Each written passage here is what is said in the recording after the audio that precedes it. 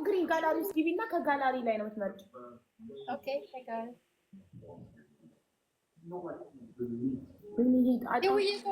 ሃፒ በርዝዴይ ብያለሁ። ሜሪዬ ቴንኪው በጣም ጠፋሽ። ግን ምን ሆነሽ ነው? ያው ያወቅሽ አይኖ ልጅን ለማሳደግ ፎሎ አድርጌያቸዋለሁ። አንድ ቀን መንገድ ላይ ብንገናኝ ያው አንድ ሀገር ሁላችሁ አንድ ሀገር ስለሆናችሁ ፎሎ ተደራረቡ። ሻዊ እኔም አሪፍ አቡዬ እዚህ ሀገር እኮ አንገናኝም ታውቂያለሽ አይደል? አዎ አትገናኙም። ሶሻል ሚዲያ ቢዚ ነው። በቃ እንደዚህ ላይ ካልሆነ አንገናኝ። አረብ ሀገር ላይ ያለን የት ተይ ሜሮን አታውቂኝም። እኔ የት ነው የምኖረው? ጣሊያን ነበርሽ? የት ጣሊያን? ጣሊያን? ኖ ኔቨር። እኔ በዲቪ ነው አሜሪካ የመጣሁት። ኦኬ በቃ ሌላ ነሽ ማለት ነው። አይደለሁም። እኔ የምኖረው አረብ ሀገር። ፎሎወርሶቼ አብዛኛው ከአሜሪካ እና ከጀርመን ከዩኬ ብዙ ግን ሞር ከዩናይትድ አረብ ኤምሬት ነው። ወይኔ በቲክቶክ በጣም አሜሪካንም ብዙ ነው የምንከተልሽ። እኔ እንኳን ማውቃቸው ብዙ በጣም አንዳንዱ ዝም ብሎ ቁጭ ብሎ የሚያይሽ እኮ አለ። እንደዚህ እንደኛ ባይገባ ምናምን ባይታወቅም እንደሚናገር አሉ። በጣም ብዙ ናቸው። ያወቅኩት እኔ ከአሜሪካ ብዙ ፎሎወርስ እንዳለኝ ያወቅኩትኝ በእርዳታ ነው። እርዳታ ሲሳተፉ እርዳታ ቃል ሲገቡ በዶላር ይገባሉ። ከዛ ስልክ ቁጥራቸውን እቀበል የለ ለደረሰኝ በዛ ነው የማውቀው። አብዛኛው ብዙ አለኝ።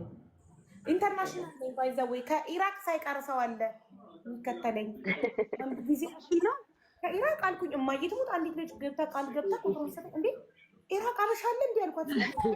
አለችኝ አለ ከቤሩት ሀገር ኢራቅ፣ እስራኤል ብዙ አበሻ አለ። እስራኤል ብዙ ኢንተርናሽናል ነኝ። በጣም ብዙ መልካም ሰዎችን አውቄበታለሁ። አቦ ቱርኪ ነው ያለሽው? አንቺ የት ነው? ካታር ማለት አረብ ሀገር ነው አይደል?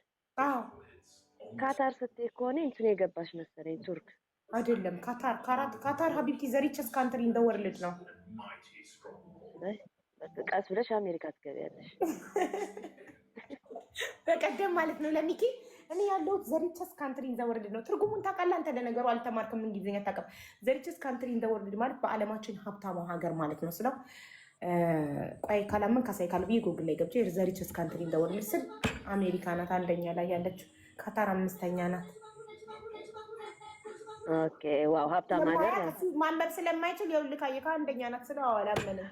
ወይኔ ጌማችሁ ሰው እየላከልኝ የተቆራረጠ ሼር እያደረጉኝ እንዴት እንደሚያስቅ እንዴት ብሶባችሁ የለ እንዴ ሰው አሁን እኮ እነሱ በቃ ጦርነት በይነ እኮ ጦርነት የተቆረጠው ናቸው። በጣም የሚያስቀው አግባ እያሉ ነው የሚጠሩን።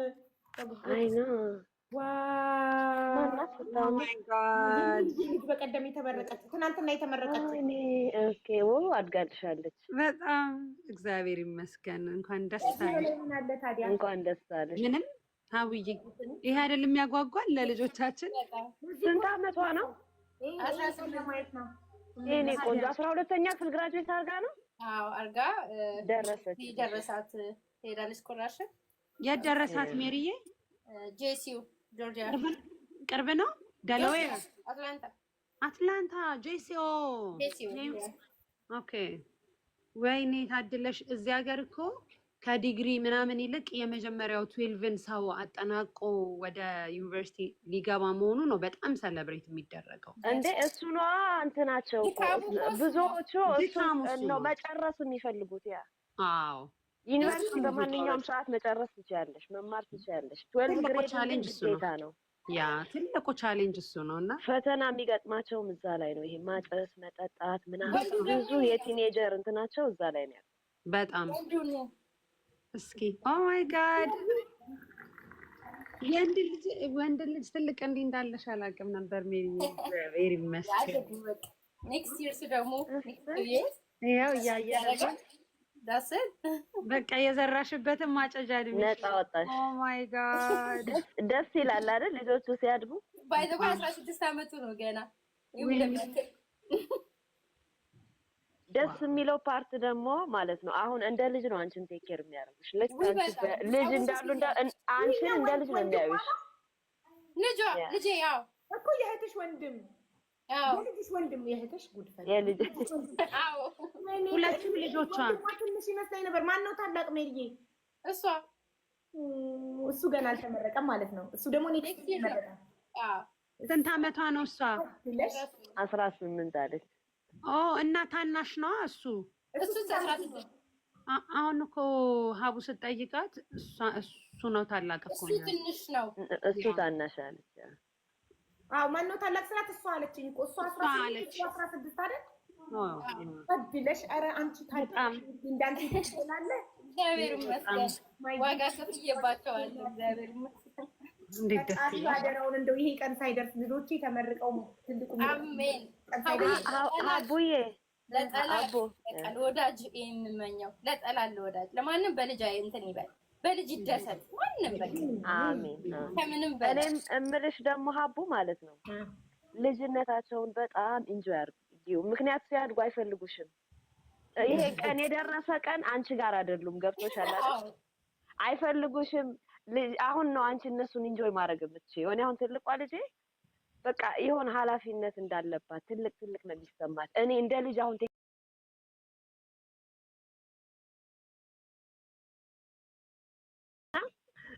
ብዙ ጊዜዎች አምልጠውኛል ነው የምለው።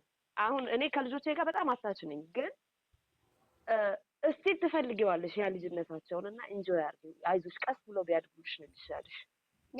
እኔ ሮጦብኛል፣ በጣም የሮጠብኝ ነው ይደጉ። ግን አለ አይደል አየዋለሁ ወይ በህይወት ኖሬ ምርቃታቸው ላይ በህይወት እኖራለሁ ወይ በህይወት አይዞሽ ትኖሪያለሽ ከእግዚአብሔር ጋር ያው ምናምን ገባሻ? እኛ ህልማችን እናቶች ልጆቻችን ታየው ራሳቸውን ችለው ማየቱ ከዛም በኋላ እኮ ብንሞትም አይቆጨንም። ላይ ክፉና ደጉን ከላይ ዩርጎኛው ሳይቱ ላይ አይ ላቭ ዩ ሶ ማች ምን አባቱ ላይ